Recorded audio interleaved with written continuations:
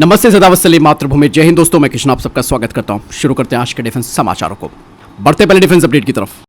दोस्तों, भारतीय वायुसेना करीबन 100 यानी कि 100 अनमैन्ड लॉयल विंगमैन और स्ट्राइक प्लेटफॉर्म को खरीदने पर विचार कर रही है। ऐसे में जो डिफेंस एनालिस्ट हैं उनका कहना है कि ये जो अनमैन्ड सिस्टम्स हैं वो मैन फाइटर जेट्स की जगह नहीं ले सकते, और ना ही ये जो अनमैन्ड सिस्टम्स हैं वो मैन फाइटर की तरह क्रिटिकल रोल निभा सकते हैं। और जहां तक बात आर्टिफिशियल इंटेलिजेंस टेक्नोलॉजी की बात आती है, तो भी ये जो अनमैन्ड लॉयल विंगमैन है वो रिप्लिकेट नहीं कर सकते डिसीजन मेकिंग स्किल्स को, खास करके ह्यूमन पायलट्स को देखते हुए।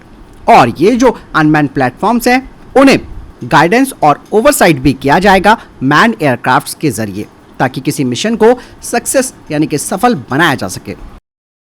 बढ़ते नेक्स्ट अपडेट की तरफ, जो कि एडवांस तलवार क्लास स्टेल्थ फ्रिगेट्स को लेकर आ रही है, जिसमें लगातार देरी हो रही है और इन दो का निर्माण रशिया में चल रहा है। लेकिन अब कहा जा रहा है कि ये इंडियन नेवी को सितंबर तक मिल जाएगी इस साल, और इसके लिए बाकायदा जो कमीशन क्रू है उसे भी रशिया भेजा गया है। साथ ही जो दूसरी स्टेल्थ फ्रिगेट है उसकी डिलीवरी फरवरी 2025 तक होगी। दूसरी तरफ गोवा शिपयार्ड भी 2 एडवांस तलवार क्लास फ्रिगेट्स पर काम कर रहा है, वो भी रशिया से ट्रांसफर ऑफ टेक्नोलॉजी के माध्यम से, और ये भी कुछ महीनों के अंदर अपना आकार ले लेंगी। बढ़ते नेक्स्ट अपडेट की तरफ। आप सब जानते हैं कि दुनिया अब 6th जनरेशन फाइटर जेट की तरफ आगे बढ़ चुकी है, जिसमें कि अमेरिका, चाइना, फ्रांस, यूके और जापान भी शामिल है। और कहा जा रहा है कि 2035 तक ये अपने अपने प्रोटोटाइप्स भी तैयार कर लेंगे। लेकिन भारत दोस्तों संघर्ष कर रहा है अपने 5th generation AMC fighter jet को लेकर, और 2035 का टाइम वही समय होगा जब ये 6th generation fighter jet prototype ले लेंगे। ऐसे में दोस्तों ये एक बहुत बड़ी टेंशन का विषय बना हुआ है भारत के लिए, क्योंकि भारत के लिए एक बड़ा डराने वाले समय में होगा कि 25 साल का एक बड़ा गैप अगर हो जाता है AMC और नेक्स्ट जनरेशन फाइटर जेट के बीच, तो दुश्मन हमसे काफ़ी आगे निकल जाएंगे। ऐसे में दोस्तों ये भी कहा जा रहा है कि भारत को या तो टेम्पेस्ट प्रोग्राम के साथ जुड़ जाना चाहिए, जिससे कि भारत को एक अच्छा खासा एक्सेस मिलेगा cutting edge 6th generation technology का, जिसमें कि high speed networking, artificial intelligence integration, real time data fusion, modular design, stealth, next generation weapons and avionics, manned और अनमैन्ड टीमिंग और नेटवर्क वॉरफेयर का। ऐसे में भारत के पास सिर्फ यही विकल्प बचता है, क्योंकि दोस्तों आपको मैं बता दूं कि भारत को ऑलरेडी टेम्पेस्ट प्रोग्राम के लिए यूके ने प्रपोज भी किया है। हालांकि भारत का ध्यान किस तरफ है ये तो तय समय बताएगा, लेकिन अगर हम टेक्नोलॉजी से पीछे रह गए तो वाकई में हमारे लिए बहुत बड़ा सरदर्द आने वाले समय में बन जाएगा। फिलहाल इस बारे में आपकी क्या राय है कमेंट सेक्शन में लिखकर जरूर बताइएगा। बढ़ते नेक्स्ट अपडेट की तरफ दोस्तों। अपोलो माइक्रो सिस्टम्स को भारतीय सेना की तरफ से एक प्रोजेक्ट दिया गया है, जिसके तहत वे भारतीय सेना के लिए vehicle mounted counter swarm drone systems को तैयार करेंगे, और कॉन्ट्रैक्ट साइन होने के 85 वीक्स के अंदर इन्हें डिलीवर करना होगा, जिसके बाद इनके सिंगल स्टेज कंपोजिट ट्रायल्स होंगे। इसके अलावा इनका स्टाफ इवैल्यूएशन भी किया जाएगा। चलिए बढ़ते नेक्स्ट अपडेट की तरफ दोस्तों। आर्मीनिया की फोर्सेस के पास भारत द्वारा बनाए गए थर्मल इमेजिंग मोनोकुलर्स देखे गए, जिसे कि भारत की कंपनी टॉनबो इमेजिंग ने बनाया है, जो कि अत्याधुनिक थर्मल इमेजिंग तकनीक है। चलिए बढ़ते नेक्स्ट अपडेट की तरफ दोस्तों।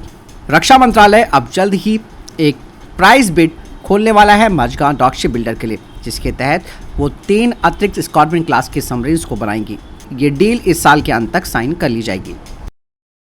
चलिए बढ़ते हैं नेक्स्ट अपडेट की तरफ दोस्तों। भारत ने आज 346 वस्तुओं की 5 पॉजिटिव स्वदेशीकरण की लिस्ट जारी की है, जिसमें कि शिप बॉर्न UAVs, ही AUV, anti submarine warfare, torpedo simulator आदि। साथ ही इसमें रणनीतिक रूप से महत्वपूर्ण line replaceable unit, subsystem, assembly spares भी शामिल है। बढ़ते नेक्स्ट अपडेट की तरफ दोस्तों। HAL को 156 प्रचंड अटैक हेलीकॉप्टरों की आपूर्ति के लिए रिक्वेस्ट फॉर प्रपोजल मिला है, जिसमें कि 90 यूनिट्स भारतीय सेना को मिलेंगी और 66 यूनिट इंडियन एयरफोर्स को मिलेंगे। भारतीय वायुसेना अब भारी भरकम अपाचे हेलीकॉप्टर खरीदने के अपने विचार पर फिर से सोच रही है, और इससे दोस्तों एक बात तो है कि हमारे प्रचंड का ऑर्डर का जो विस्तार है वो खुल गया है, क्योंकि इंडियन एयरफोर्स प्रचंड की क्षमताओं से काफी प्रभावित भी है और इस हेलीकॉप्टर्स के अधिक ऑर्डर्स दे सकती है। खास बात यह है कि Indian air force anti drone defence system में प्रचंड हेलीकॉप्टर की क्षमताओं का पता लगा रही है, और कहा जा रहा है कि भारतीय वायुसेना 100 से अधिक प्रचंड ले सकती है। हालांकि अभी तक भारतीय वायुसेना ने कोई अतिरिक्त ऑर्डर नहीं दिया है, लेकिन बैच 2 को खरीदने पर विचार किया जा रहा है। चलिए बढ़ते नेक्स्ट अपडेट की तरफ दोस्तों। DRDO अब अपनी टेक्नोलॉजी डेवलपमेंट फंड यानी कि TDF योजना के तहत next generation under water vehicle को विकसित करने के लिए भारतीय स्टार्टअप की तलाश कर रहा है, और इस परियोजना का जो उद्देश्य है वो under water launch autonomous under water vehicles को तैयार करना है, जो कि भारत की अंडर वाटर सैन्य क्षमताओं को बढ़ाने में सक्षम हो।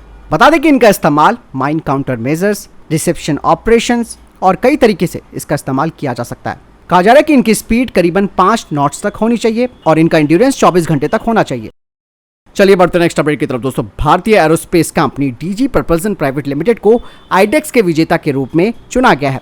कंपनी की तरफ से कहा गया है कि भारत में स्वदेशी टर्बोजेट इंजन टेक्नोलॉजी को आगे बढ़ाने के लिए कंपनी के लिए ये एक बहुत बड़ा अवसर है। बता दें कि इस कंपनी का ध्यान high speed unmanned aerial vehicles को तैयार करने पर केंद्रित है और उन्होंने अपना इनोवेटिव डीजी G40 इंजन तैयार कर रखा है जो कि 40 kgf तक का थ्रस्ट प्रदान करता है। बढ़ते नेक्स्ट अपडेट की तरफ। दोस्तों, डोडा में एक बड़ा आतंकी हमला हुआ और इस दौरान भारतीय सेना के 4 जवान वीर गति को प्राप्त हो गए। अचानक से इन आतंकियों ने सेना पर हमला बोल दिया। सेना के अधिकारियों ने कहा कि राष्ट्रीय राइफल और जम्मू कश्मीर पुलिस के विशेष अभियान समूह ने रात करीबन 7:45 बजे देसा वन क्षेत्र में एक संयुक्त घेराबंदी और तलाशी अभियान शुरू किया और इसके बाद मुठभेड़ हुई और आतंकियों की तरफ से जो गोलीबारी की गई उसमें हमारे जवान वीरगति को प्राप्त हो गए। और इस घटना के बारे में अधिक जानकारी हमें आर्मी वेटरन लेफ्टिनेंट कर्नल उमंग कोहली ने दी है, जो कि डोडा में तैनात थे। कल रात से ही डोडा के लाल दरमन एरिया के अंदर देसा के पास एक एनकाउंटर जो है वो चल रहा है। मैंने जो है वो इस एरिया के अंदर जो है ऑपरेट किया है। वहां पे टिपिकली जो ऑपरेशंस हैं वो इंफॉर्मेशन बेस्ड रहते हैं, लेकिन एक चीज की बहुत कमी जो है वो दिखती है कि ये इंफॉर्मेशन कई बारी जो है वो कोलैबोरेट नहीं की जाती और इसको असर्टन नहीं किया जाता है कि ये फैक्चुअल है कि इसके अंदर डबल क्रॉस किया जा रहा है। इस एरिया के अंदर ओवरग्राउंड वर्कर्स मिलिटेंट्स के साथ और सिक्योरिटी फोर्सेस के साथ मिलकर जो है वो काम करने की कोशिश करते हैं और कई बारी जो है वो डबल क्रॉस करते हैं। ये पर्टिकुलर एनकाउंटर जो है एक डबल क्रॉस का केस जो है वो लग रहा है। इसके अंदर हमारे जो है 5 जवान वीरगति को प्राप्त हुए हैं। My condolences to captain Thapa who has lost his life while fighting the terrorists in the tough terrain of Doda. बढ़ते नेक्स्ट अपडेट की तरफ। दोस्तों, डीजीपी आर स्वैन ने एक बड़ी बात कही है। उन्होंने कहा कि जो पॉलिटिकल पार्टीज हैं उन्होंने इन आतंकी नेटवर्कों को तैयार किया है। साथ ही दोस्तों, उन्होंने कश्मीरी नागरिक समाज में पाकिस्तान की सफल घुसपैठ के लिए घाटी में क्षेत्रीय राजनीति को जिम्मेदार ठहराया। इस बारे में भी कर्नल कोहली ने एक बड़ी बात कही है। डीजीपी जे.एंड.के आर स्वैन ने जो स्टेटमेंट दी है वो बिल्कुल सही स्टेटमेंट है।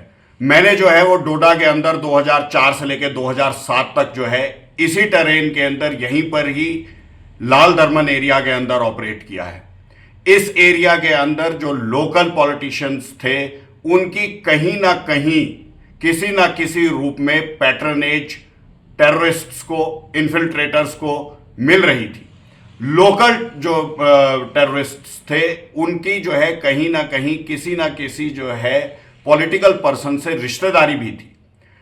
उस टाइम ये बहुत सारे जो है इंसिडेंट्स जब हुए थे और एनकाउंटर हुए थे 2004 से 7 के बीच में, इसको जो है फ्लैग भी किया गया था और आर्मी के द्वारा जो है वो इसको वेरियस लेवल्स के ऊपर उठाया भी गया था। वहां पर उस पर्टिकुलर एरिया के अंदर और बाकी जगह भी जे.एंड.के के अंदर बहुत सारे पॉलिटिकल फिगर्स ऐसे थे जो टेररिस्ट्स को पैट्रनेज देते थे या उनका मोराल बूस्ट करते थे, या जब वो एलिमिनेट हो जाते थे सिक्योरिटी फोर्सेस के साथ एनकाउंटर पे तो वो वहां पे आके उनको जो है होमेज पे करते थे। इसको फैन किया है जो है वहां पे जो है वो पॉलिटिकली एक्टिव कई लोगों ने। मैं नाम नहीं लेना चाहूंगा। बहुत सारे जो है पॉलिटिकल लीडर्स के घरों में या उनके रिश्तेदारों के घरों में ambushes as well as search operations जो है वो किए गए हैं, जिसके अंदर इफेक्टिवली आर्मी ने जो है वो टेररिस्ट्स को इलिमिनेट भी किया है, न्यूट्रलाइज भी किया है। ये एक बहुत सीरियस मैटर है। ओवरग्राउंड वर्कर्स के नेटवर्क के ऊपर जब तक जो है वॉर फुटिंग के ऊपर स्पेशल कोर्ट्स के साथ कार्रवाई नहीं की जाएगी, इस तरह की कैजुअलिटीज हमारी होती रहेंगी। बढ़ते नेक्स्ट अपडेट की तरफ। दोस्तों, रशिया ने अब अपने फैब 3000 ग्लाइड बम से दुनिया की नींद उड़ा दी है, जिसे कि Su-34 फाइटर जेट से जोड़ा गया है।